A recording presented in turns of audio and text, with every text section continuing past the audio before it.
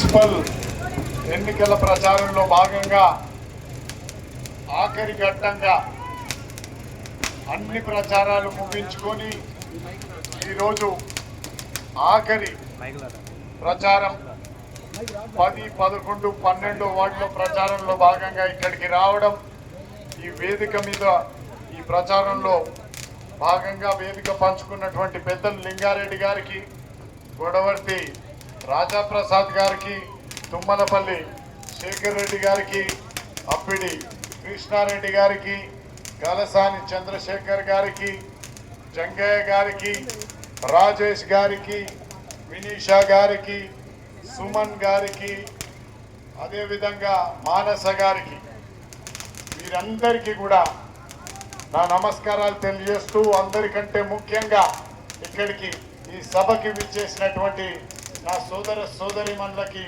నా ప్రియమైన కాంగ్రెస్ పార్టీ కార్యకర్తలకి, అభిమానులకి నా ధన్యవాదాలు తెలియజేస్తున్నాను. ఇప్పుడు జరుగుతున్న ఎన్నికల్లో 10వ వార్డు నుంచి నిలబడ్డ వినీషా గారు, వారి కుటుంబం ఎప్పుడు కాంగ్రెస్ పార్టీకి విధేయంగా ఉన్నారు. అటువంటి వారు మన 10వ వార్డు కౌన్సిలర్గా ఎన్నికవుతే మీ అందరికీ న్యాయం చేస్తారన్న నమ్మకం నాకుంది. ఇక 11వ వార్డులో అభ్యర్థిగా నిలబడ్డ పగడాల నాగరాజు గారు, రామారెడ్డి గారికి కానీ, ఎంపీ రఘువీరెడ్డి గారికి కానీ, నాకు కానీ, కర్ణాటి లింగారెడ్డి గారికి కానీ, మా అనుంగ శిష్యుడు ఇటువంటి నాగరాజు గారు ప్రతి ఒక్క పార్టీ కార్యక్రమంలో, ప్రతి ఒక్క పార్టీ పిలుపునిచ్చిన ఏ నిరసన కార్యక్రమం కానీ, ఏ సన్మాన కార్యక్రమం కానీ, పార్టీ కార్యక్రమం కానీ, ప్రచారంలో కానీ అందరికంటే మెరుగ్గా పనిచేసి చిత్తశుద్ధితో ఆయన కృషి చేసినందుకు వారికి అర్హత ఉంది అని నేను భావిస్తున్నాను. తప్పకుండా అత్యధిక మెజారిటీతోని నా మిత్రుడు నాగరాజు గారిని గెలిపిస్తారని నేను ఆశిస్తున్నాను. 12వ వార్డులో అభ్యర్థిగా నిలబడ్డ మానస గారు, వారి భర్త అయినటువంటి సుమన్ గారు గత ఎన్నికల్లో కూడా మనకి ఇదే వార్డు నుంచి పోటీ చేయడం జరిగింది. కీర్తిశేషులు సత్యం గారి అనంగు శిష్యుడైనటువంటి సుమన్ గారు ఆ ఎన్నికల్లోనే గెలుస్తారన్న నమ్మకం ఉంది. కానీ కొద్ది తేడాతోని వారు ఓడిపోవడం జరిగింది. ఇప్పుడు స్వర్గస్థులైన సత్యం గారి ఆత్మకు శాంతి చేకూరాలంటే మన సుమన్ ని మీరందరూ అత్యంత భారీ మెజార్టీతోని గెలిపిస్తారన్న నమ్మకం నాకుంది. ఇటువంటి శక్తి వంచన లేకుండా కాంగ్రెస్ పార్టీ కోసం కృషి చేసిన అభ్యర్థులనే కాంగ్రెస్ పార్టీ అన్ని వార్డులలో నిలబెట్టడం జరిగింది. హాలియాలో ప్రచారం ముగిసిన తర్వాత ఈరోజు చాలా కాన్ఫిడెంట్గా చెప్పగలుగుతాను, 12కు 12 వార్డులు మనం హాలియాలో గెలవబోతున్నాం. ఇక 9 వార్డుల ప్రచారం చూసిన తర్వాత ఆ 9తో పాటు ఇప్పుడు మీ స్పందన చూస్తుంటే తప్పకుండా 12కు 12 వార్డులు నందికొండ మున్సిపాలిటీలో కూడా గెలవబోతున్నామన్న నమ్మకం నాకు కలిగింది. మిత్రులారా, నా ఎమ్మెల్యే ఎన్నికల ప్రచారంలో భాగంగా కూడా నాకు బాగా గుర్తు, ఆఖరి మీటింగు ఇదే కూడలిలో ఇక్కడనే చేయడం జరిగింది. అప్పుడు మీ అందరికీ హామీ ఇచ్చినాం. అప్పుడు ఈ రోడ్డు 60 ఫీట్ల రోడ్డు ఉంటే మీ షాపులన్నీ పోతున్నాయి, ఈ షాపులు పోకుండా మేము మీకు న్యాయం చేస్తామని చెప్పినాం. ఇచ్చిన హామీకి కట్టుబడి ఒక్క ఇటుక కూడా తీయకుండా ఇప్పటికీ మీ షాపులు ఇట్లా ఉన్నాయంటే దానికి కారణం ఇక్కడ ఉన్న మా నాయకులు, కాంగ్రెస్ ప్రభుత్వాన్ని మీరు గ్రహించాలి. ఇక ఇక్కడ ఉన్న రోడ్డుకి ఇప్పటికే టెండర్ అయిపోయింది, మేము కొబ్బరికాయ కూడా కొట్టడం జరిగింది.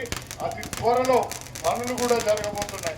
కేవలం ఈ ఒక్క రోడ్డు కాదు, మన హిల్ కాలనీలో పైలాన్లో 2 కలిపి 20 కోట్ల రూపాయలతోని మనం సీసీ రోడ్లు, డ్రైనేజ్లకి మనం పనులు మొదలు పెట్టుకోబోతున్నాం. ఒక్క ఇంచు భూమి మట్టి రోడ్డు అన్నది లేకుండా సీసీ రోడ్లు ప్రతి దగ్గర వేయించడం జరుగుతుంది. 42 కోట్లతోనే అమృత్ స్కీమ్ తీసుకురావడం జరిగింది.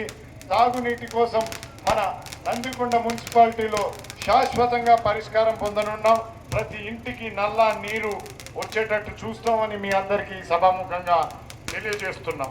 విద్యుత్ సమస్యలు కొన్ని ఉన్నాయని పెద్దలు లింగారెడ్డి గారు నా దృష్టికి తీసుకొచ్చిండ్రు. తప్పకుండా ఆ వీధి లైట్లు అన్నది వేయిస్తాం.